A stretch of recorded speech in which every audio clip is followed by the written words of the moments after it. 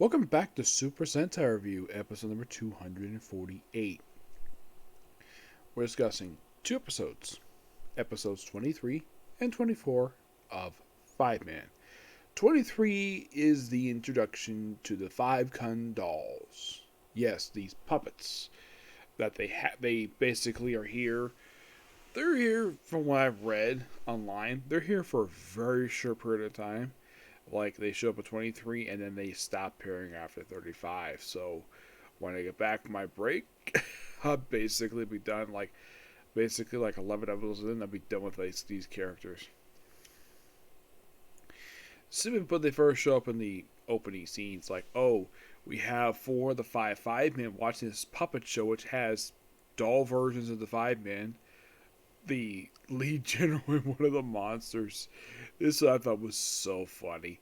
And Captain Gar is like, really? They dare insult me by making a doll of me?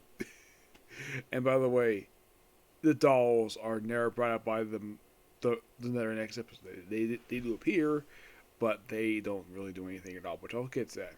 So they end up taking possession. I think it's apparently got a soul, so the five men beat Five Black because they think he's the strongest member of the team, which is so funny. It's like, oh, Big Bird Dog. This episode was just so funny.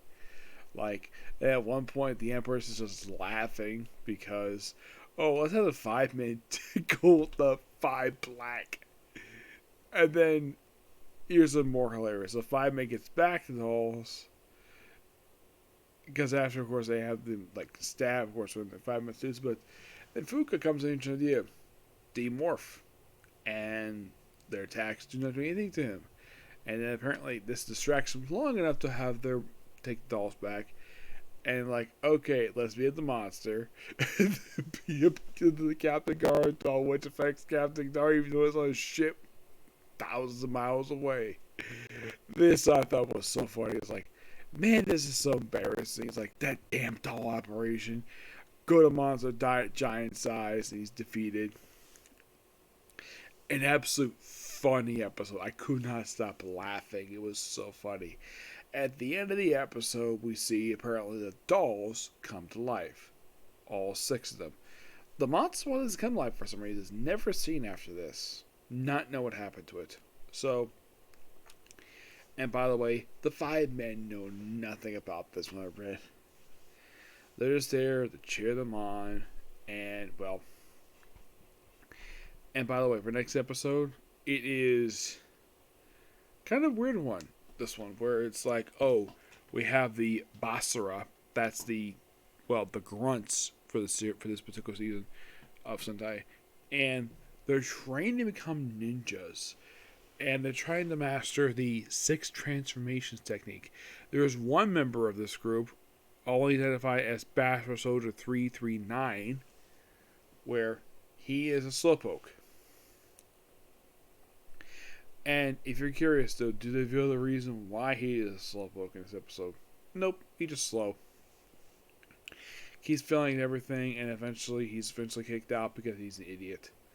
So, and he also does a partial transformation of a turtle.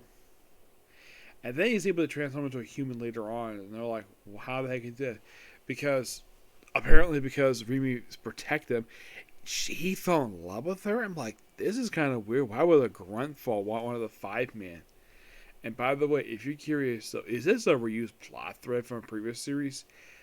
Kind of. Yes, this is a partial reused plot thread from Live Man.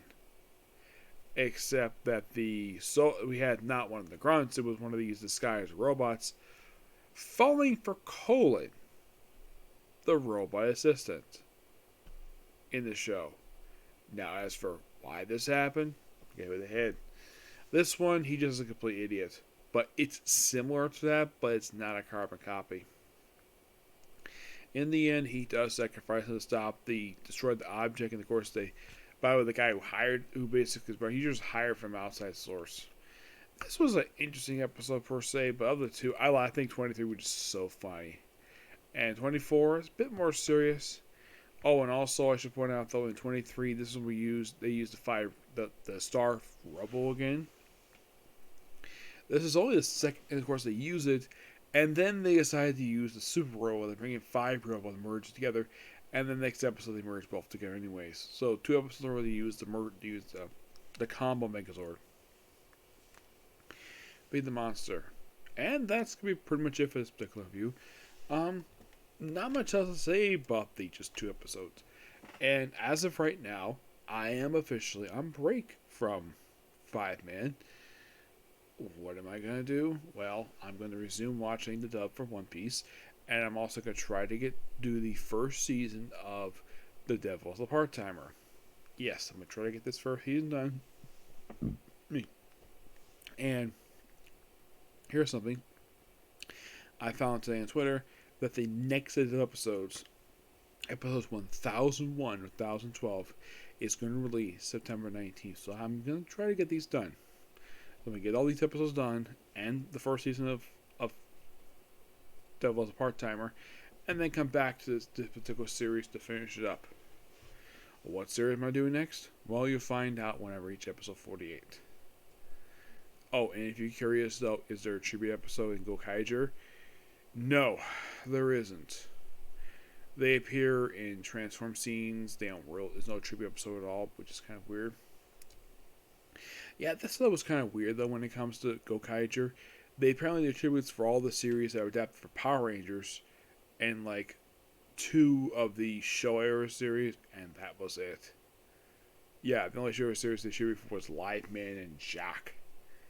Yeah, but that's pretty much a particular view. So tomorrow, expect reviews for One Piece, A Comic Corner, and, well, this is also going to be reviews for Martial Magic and Muscles and Bleach.